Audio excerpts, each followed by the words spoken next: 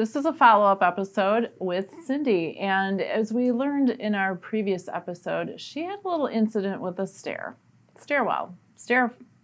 and fell down. And kind of the worst part of it was a pretty bad injury to her thumb, and had surgery. Which part was it? It was the EPL tendon, which operates the tip of your thumb. So the tendon was sliced on a piece of glass, and they had to have surgery to basically reconnect that band, that rubber band in there, that tendon. And that was about 4 weeks ago. Yeah, so in her recovery, this is not at all recovered all the way. So what I wanted to show you is how we can use bridging to help with the recovery process, but we are not going to get into any of the movement with the thumb right now because that's off limits. So what we're going to do, her whole hand has been really affected by this because she hasn't been able to use it. It's been immobilized. There's a fair amount of swelling, and you can see the muscle is atrophied here after 4 weeks. So what we want to do is just get her arm, upper arm, forearm, to start remembering how it can work to support the hand and the growing function as it's healing with the thumb. So we're going to take you out of the brace, which is allowed these days. She has exercises to do. We're not going out of bounds with any of your restrictions. And I'm going to let you just rest here. Is that too high up? Or are you okay? I think like that. And if I support the thumb, I think we're good.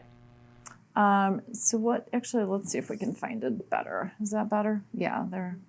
So what we're going to do, it's pretty soft and it's going to conform to her arm.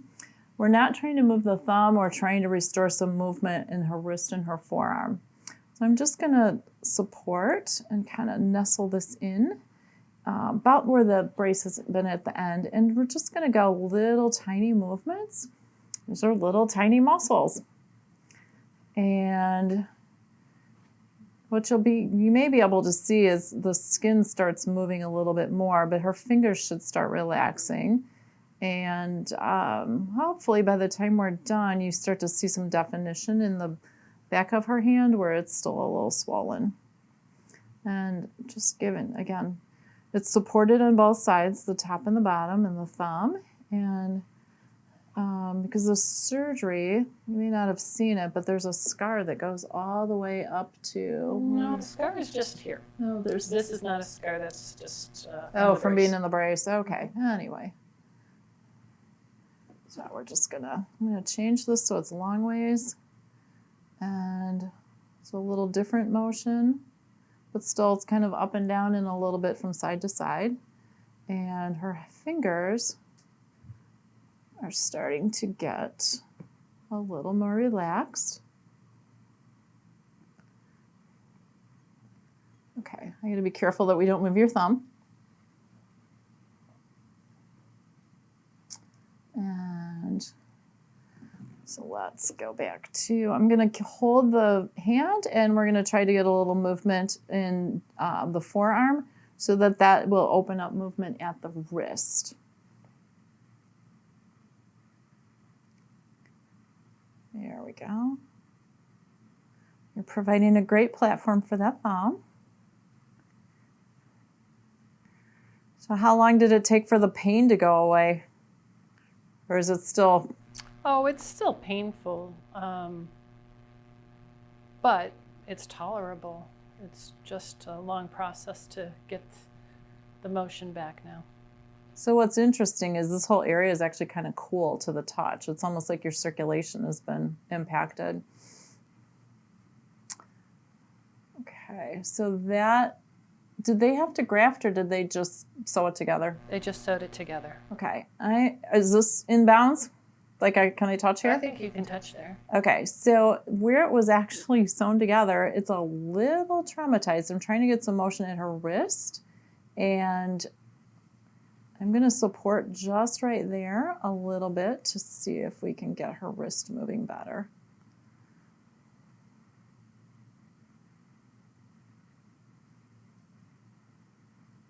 Ah, there it goes. such a small movement. I don't know if it's easily seen on the camera.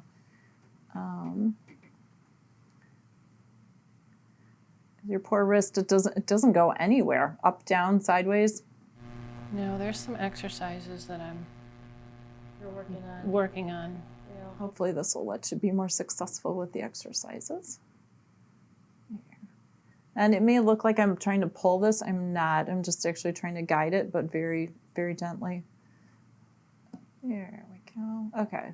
Fingers just started being able to move up and down. So a lot of the stiffness that's through here is starting to, oh, and there's a wrist that's bending ever so little, but that's a big deal. Okay, and we're starting, can you see the line of where the swelling's changing? Mm-hmm.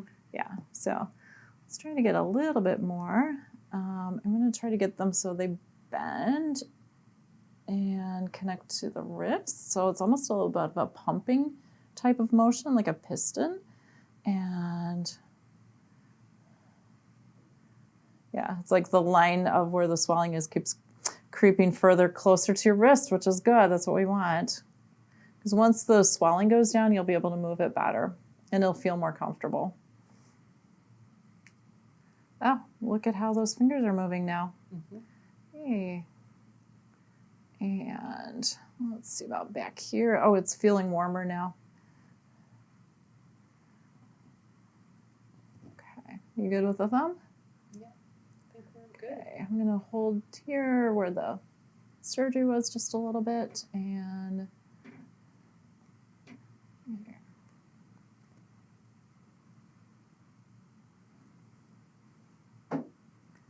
It's almost like playing a violin, a little vibrato.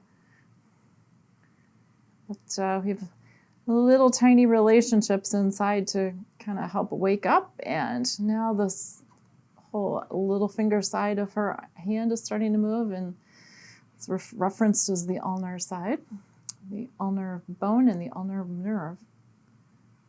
Okay, so now we're getting some around motion, which was not possible before. And we're gonna do a little bit more moving back and forth. What's nice is it actually moves. Before it didn't. But the whole gist of working with something that's still being in the process of recovering and healing is to work around it peripherally to provide support and open up the pathways for all the movement and the circulation to get all the good nutrients out there to help it heal. But getting the circulation back is really a big deal because it not only gets new fresh blood and fresh cells, nutrients, it gets the garbage out. Because when the things are swollen and stuck, it's almost like a swamp of being pooled. Okay, so now we have some wrist movement. You feel that? Mm-hmm. And let's see if we can get some up and down, barely. Feels like between here and here that it's twisted out of, like the child lock is stuck. So let's see if we can just support here and get that, and then we'll call it a day. Because too much change is not necessarily good. Yeah, I think in this case, slow and steady wins the race. Yeah. Okay, but I think we got... Okay, see how that whole thumb side is starting to move up and down? Mm-hmm. Yeah, and we're not using the thumb. Let's see if... Okay, we have some better up and down. Not 100%, but... Oh, whoa, it's changing as we're going. Wow. You okay? I think let's one more, and then I'm just going to hold here for a sec, and then we're going to call it a day with this. Oh, but the middle of your hand is moving better now. So not just the little finger, we're getting other fingers. So the cupping motion that your hand should make around like this, it's starting to be able to do that. There. So there's little bones in here that match up with each finger and little muscles, and you want those to be able to work again too. What's interesting, the way that the thumb works, there's actually muscles that connect to the little finger side, like the Y. Mm-hmm. And so when the middle part is all shut down, it's hard for the thumb to get help from the little finger side of the hand.